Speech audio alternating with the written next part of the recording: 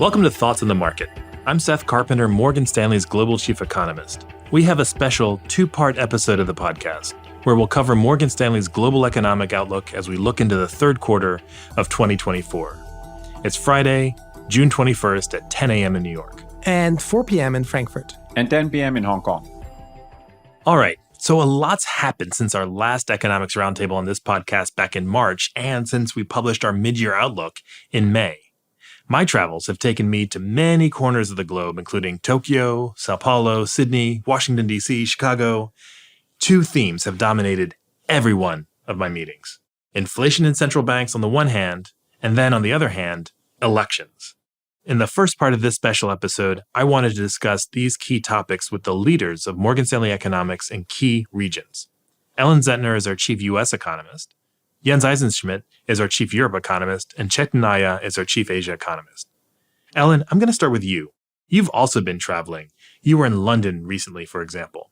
In your conversations with folks, what are you explaining to people? Where do things stand now for the Fed and inflation in the U.S.? Thanks, Seth. So we told people that the inflation boost that we saw in the first quarter was really noise, not signal, and it would be temporary. And certainly the past 3 months of data have supported that view. But the Fed got spooked by that reacceleration in inflation, and it was quite volatile. And so they did shift their dot plot from a median of 3 cuts to a median of just 1 cut this year. Now, we're not moved by the dot plot, and Chair Powell told everyone to take the projections with a grain of salt. And we still see 3 cuts starting in September. If you don't mind me jumping in here, on this side of the Atlantic, inflation has also been noisy and a key driver behind repricing in rate expectations. The ECB delivered its cut in June as expected, but it didn't commit to much more than that.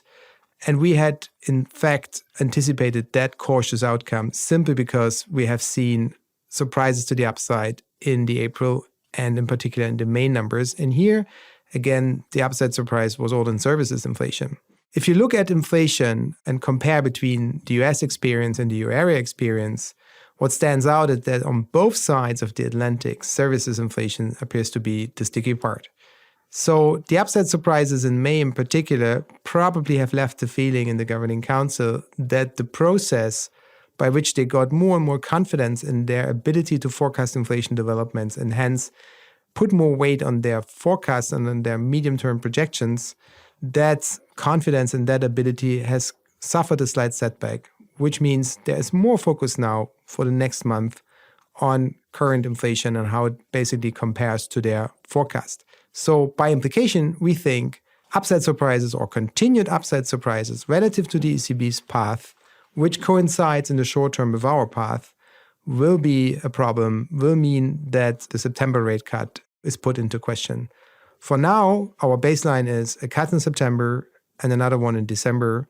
So 2 more this year and another 4 next year. Okay, I get it. So from my perspective then, listening to you, Jens, listening to Ellen, we're in similar areas. The timing of it a little bit different with the upside surprise to inflation, but downward trend in inflation in both places. ECB already cutting once, Fed set to start cutting in September. So it feels similar. Chetan, the Bank of Japan's going in exactly the opposite direction. So our view on the reflation in Japan from my conversations with clients is now becoming more or less consensus. Can you just walk us through where things stand? What do you expect coming out of Japan for the rest of this year? Thanks, Ed. So Japan's reflation story is very much on track. We think a generational shift from lowflation to new equilibrium of sustainable moderate inflation is taking hold. And we see 2 key factors sustaining this story going forward. First is we expect Japan's policymakers to continue to keep macro policies accommodative. And second, we think a virtuous cycle of higher prices and wages is underway. The strong spring wage negotiation results this year will mean wage growth will rise to 3% by third quarter. And crucially, the pass-through of wages to prices is now much stronger than in the past and will keep inflation sustainably higher at 1.5% to 2%. This is why we expect BOJ to hike by 15 basis points in July and then again in January of next year by 25 basis points, bringing policy rates to 0.5%. We don't expect further rate hikes beyond that as we don't see inflation overshooting the 2% target sustainably. We think Governor Ueda would want to keep monetary policy accommodative in order for reflation to become embedded. The main risk to our outlook is if inflation surprises to the downside. This could materialize if the wage to price pass-through turns out to be weaker than our estimates. All of that was a great place to start. Inflation, central banking, like I said before, literally every single meeting I've had with clients has had a start there. Equity clients want to know if interest rates are coming down. Rates clients want to know where interest rates are going and what's going on with inflation. But we can't forget about the overall economy, economic activity, economic growth. I will say, as a house collectively, for the whole globe, we've got a pretty benign outlook on growth, with global growth running about the same pace this year as last year. But that top-level view masks some heterogeneity across the globe. And Chetan, I'm going to come right back to you, staying with topics in Asia, because as far as I can remember, every conversation about global economic activity has to have China as part of it. China's been a key part of the global story. What's our current thinking there in China? What's going on this year and into next year? So, Seth, in China, cyclically improving exports trend has helped to stabilize growth, but the structural challenges are still persisting. The biggest structural challenge that China faces is deflation. The key source of deflationary pressure is the housing sector. While there is policy action being taken to address this issue, we are of the view that housing will still be a drag on aggregate demand.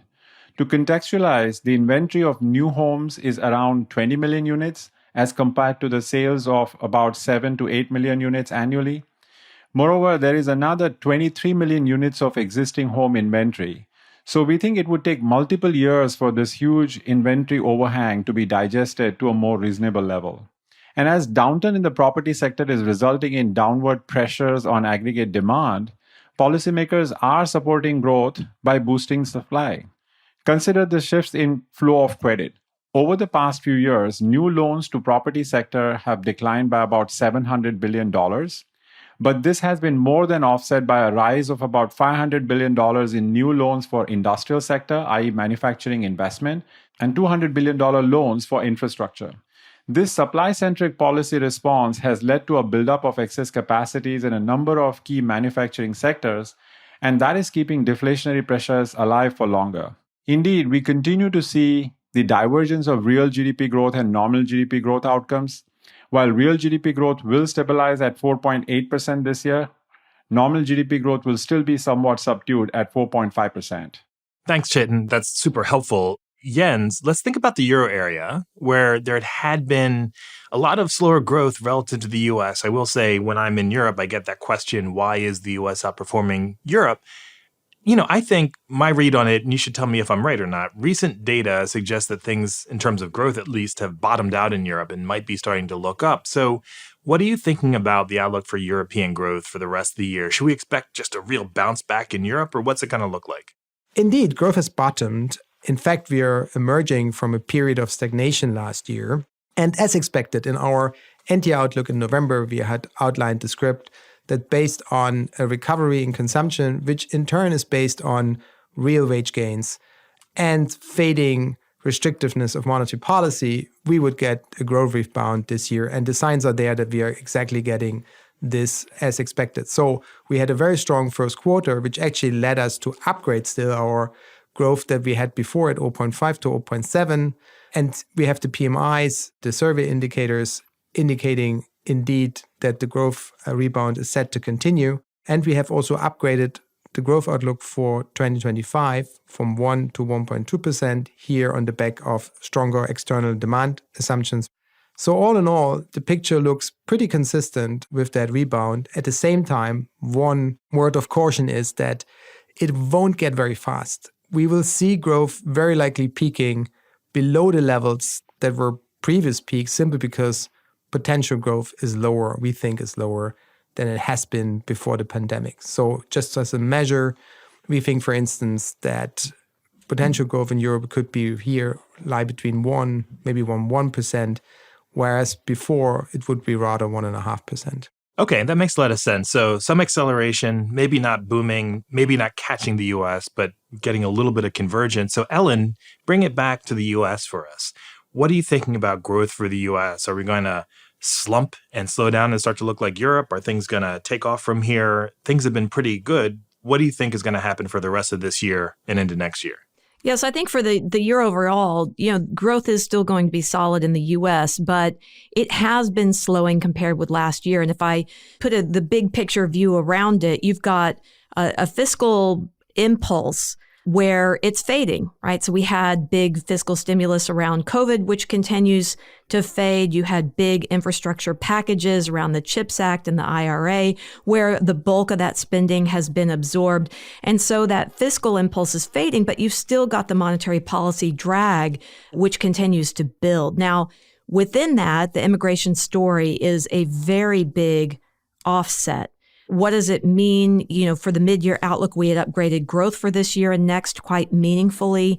And we completely changed how we were thinking about sort of the normal run rate of job growth that would keep the unemployment rate steady. So whereas just 6 months ago, we thought it was around 100 to 120,000 a month, now we think that we can grow the labor market at about 250,000 a month without being inflationary. And so that allows for that bigger but not tighter economy, which has been a big theme of ours since the mid-year outlook.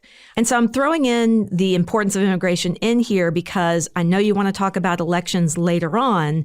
So I want to flag that as not just a positive for the economy, but a risk to the outlook as well. Now, finally, key upcoming data is going to inform our view for this year. So I'm looking for, do households slow their spending because labor income growth is slowing? Does inflation continue to come down? And do job gains hold up? All right. Thanks, Ellen. That helps a lot and it puts things into perspective. And you're right, I do want to move on to elections, but that will be for the second part of this special episode. Catch that in your podcast feeds on Monday. For now, thank you for listening. And if you enjoy the podcast, please leave a review wherever you listen and share thoughts on the market with a friend or colleague today. The preceding content is informational only and based on information available when created. It is not an offer or solicitation, nor is it tax or legal advice. It does not consider your financial circumstances and objectives and may not be suitable for you.